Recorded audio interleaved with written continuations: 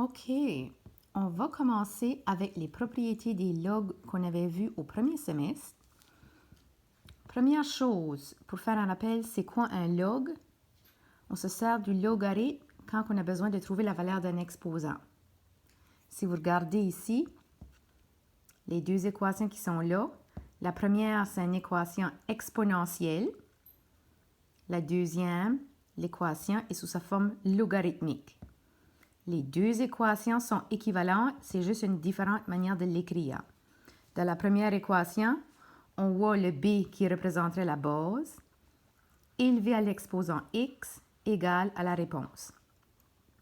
Sous sa forme logarithmique, on le lirait le log de y à base b égale à x.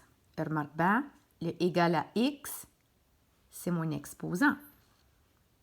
Si je regarde juste à côté, un exemple numérique, la première équation est encore écrite sous sa forme exponentielle. 2 à l'exposant x égale à 16.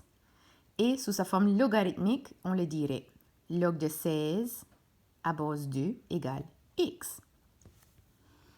Ensuite, la propriété sur la puissance d'un log.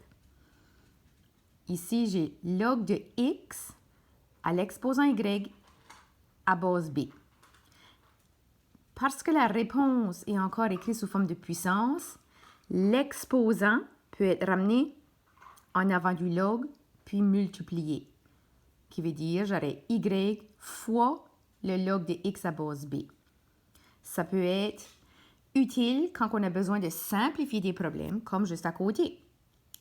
J'ai le log de 16 à l'exposant 3,5 à base 2. La propriété me laisse prendre l'exposant 3,5, le ramener en avant du log, qui fait que j'ai maintenant 3,5 fois le log de 16 à base 2.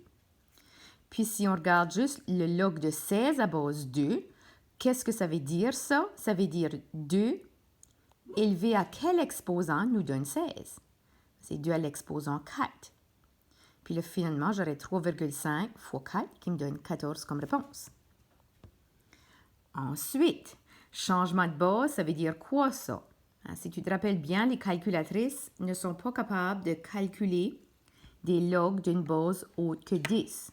Ou je devrais dire la plupart des calculatrices. Là, si tu as le log de x à base b, pour avoir une réponse sur la calculatrice, tu as juste à pitonner le log de x, qui est le log de ta réponse, divisé par le log de b, la base. Rappelle-toi, la base est en bas. Comme ça, si j'ai quelque chose comme ceci, le log de 8 à base 4, si j'essaie de dire 4 élevé à quel exposant qui donne 8, il n'y a pas de nombre exact. Je vois la calculatrice, pitonner le log de 8, divisé par le log de 4, qui me donne 1,5. Ensuite, dessous ici, c'est pas à apprendre par cœur, c'est juste des petites choses qui peuvent encore être utiles au besoin.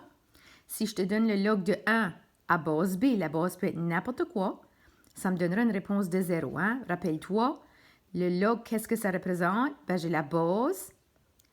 Quel nombre? Non, excuse-moi. La base élevée à quel exposant qui me donnerait une réponse de 1? D'après les lois des exposants, pour que j'ai une réponse de 1, c'est toujours exposant 0. Hein? Donc, aussitôt que tu vois log de 1, peu importe la base, ta réponse va être 0. Ensuite, log de b à base b. Je pourrais revenir sur la propriété des changements de base. Hein? Si je dis log de b divisé par log de b, on sait que ça donne 1.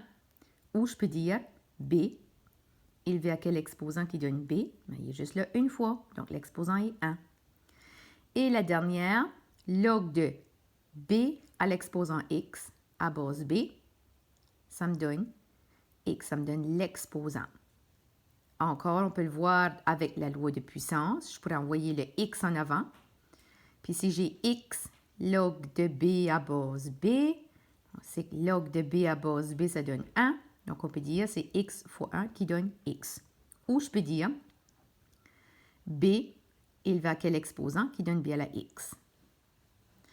Un rappel aussi, Lorsque la base n'est pas indiquée, il est sous-entendu que c'est 10. Donc, si tu vois le log de 100, ça veut dire log de 100 à base 10.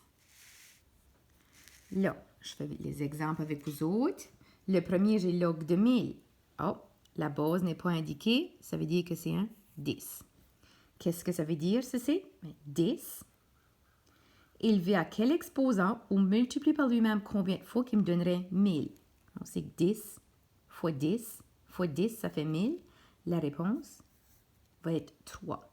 La réponse du log est toujours l'exposant. Dans l'exemple B, 3 élevé à quel exposant qui donne 1 sur 83? Je sais si j'avais juste 3 élevé à l'exposant 1, c'est pas 83, c'est 81. Si ça me donnerait juste 81, ben 3 multiplié par lui-même combien de fois qui donne 81? Ça serait 4. Mais parce que la fraction a été renversée, qu'est-ce qui renverse une fraction? Ben, c'est un exposant négatif. Qui veut dire que c'est pas 4, ça va être moins 4. 3 à l'exposant 4 donnerait 81, mais 3 à la moins 4, je renverse la fraction, j'ai moins 4 comme exposant. Là, log de 1 huitième à base 1 demi. 1 demi multiplié par lui-même combien de fois qu'il donne 1 huitième? Ce serait 3. Puis là, ensuite, le dernier, oh boys, en addition. On n'a pas fait comme ça c'était avant, mais ça se fait bien. Parce que au dernier bloc, on a travaillé les mêmes bases. Puis je vois que 27, 3 et 9, c'est tout sur la même base. 27, je me souviens que c'est 3 à l'exposant 3. Qui veut dire, je pourrais écrire log de 3 à la 3.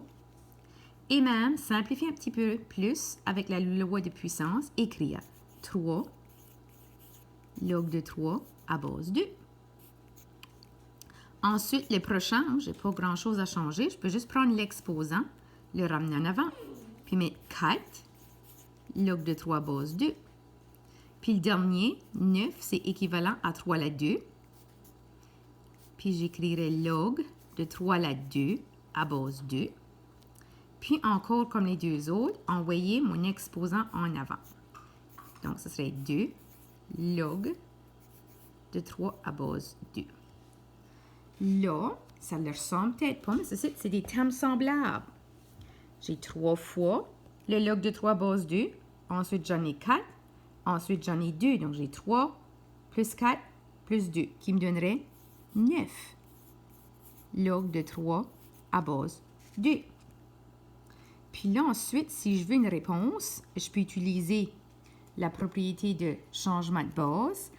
Laisse le 9 en avant, puis ensuite, va pitonner la calculatrice. Log de 3 divisé par le log de 2. Donc, pitonne ça, log de 3 divisé par log de 2, multiplie ta réponse par 9. Exemple, le prochain exemple. Ici, le deuxième exemple, on cherche la valeur de x. Ça fait que ce serait à résoudre l'équation. Tu sais déjà que le log est pour trouver la valeur d'un exposant. Je ne cherche pas l'exposant. On n'utilise pas les logs. Je ne cherche pas l'exposant, pas de log. Hop! Les exemples C et D, je vois que c'est la valeur de l'exposant qu'on cherche. Hein? Log égale exposant. Log égale exposant. Qui veut dire que pour les exemples A et B, on va être obligé d'écrire l'équation sous sa forme exponentielle. Rappelle-toi, sous sa forme exponentielle, ça ressemble à ça. La base, c'est l'indice, hein, le petit nombre. La base est x. L'exposant, c'est toujours la réponse du log. Ça fait c'est x à la 3 qui me donne 64. Pour isoler le x, j'ai besoin de me débarrasser de l'exposant 3 qui fait en sorte que je fais une racine cubique de chaque côté de l'égalité. X égale la racine cubique de 64, c'est 4. L'exemple B, même chose. Oh, mais je n'ai pas de base d'indiquer. Hein? Rappelle-toi que la base va être 10. Donc, la base est 10. log égale exposant. L'exposant est 2. Puis la réponse de la puissance est juste à côté du log. Hein, log de x qui me donne que x égale à 10 à la 2. Puis 10 à la 2 qui est 10 fois 10, ça me donne 100. Là, celui-là, si tu es bonne ou bon avec tes lois des exposants, tu peux l'écrire directement. Si tu as besoin d'utiliser la calculatrice, tu pourrais aller le pitonner comme ça. Puis, une bonne idée de mettre le 1 tiers entre parenthèses qui va te donner la réponse. Ou, logiquement, je sais que 3 élevé à l'exposant 2 me donnerait 9, mais je n'ai pas 3. J'ai l'inverse, j'ai 1 tiers. Donc, ce ne serait pas exposant 2, ça va être exposant moins 2. L'exposant négatif va renverser la fraction qui m'arrivera à mon 9. Puis le dernier, ayez pas peur parce que tu vois une racine carrée. Une racine carrée, c'est équivalent à l'exposant 1/2. On a vu ça dans les lois des exposants. Je peux l'écrire comme ça. L'exposant 1/2 ensuite peut être ramené en avant. Puis là, je ne change rien d'autre dans l'équation. J'ai 1/2 log de 8 à base 2.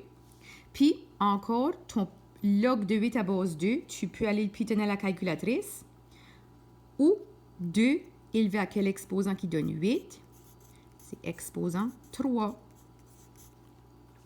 Et 1/2 fois 3 donne 3/2 ou 1,5. Voilà.